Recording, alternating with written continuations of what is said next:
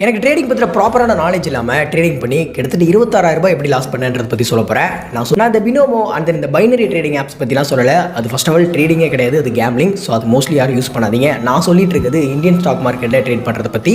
So பேசிக்காக ட்ரேடிங்னா எனக்கு சின்னதாக ஒரு இன்ட்ரடக்ஷன் கொடுக்குறேன். ஒரு கம்பெனி அவங்க பெரிய அளவில் க்ரோ பண்ணணும்னு நினைக்கிறாங்க, அவங்களுக்கு காசு தேவைப்படுதுன்னா அவங்களுக்கு தேவைப்படுற படத்தை நிறைய ஸ்டாக்ஸை பிரித்து ஸ்டாக் மார்க்கெட் ரிலீஸ் பண்ணுவாங்க.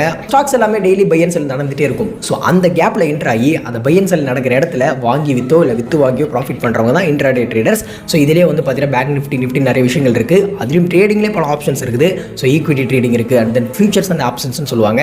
இருக்கிறதுல ரிஸ்க்கானது என்னன்னா அந்த ஆப்ஷன் ட்ரேடிங் தான். நான் பேசிக்காக ஈக்விட்டி பற்றி நிறைய கற்றுக்கிட்டு நான் போய் பண்ணது ஆப்ஷன் ட்ரேடிங். நான் இந்த ஸ்டாக் மார்க்கெட் பற்றி கற்றுக்க ஆரம்பிச்சது என்னோட 12th ஸ்டாண்டர்ட்லேயே கற்றுக்க ஆரம்பிச்சிட்டேன். அப்போயே என்னோட ஃபஸ்ட் ஸ்டாக்கும் நான் யூஸ் பண்ணேன்.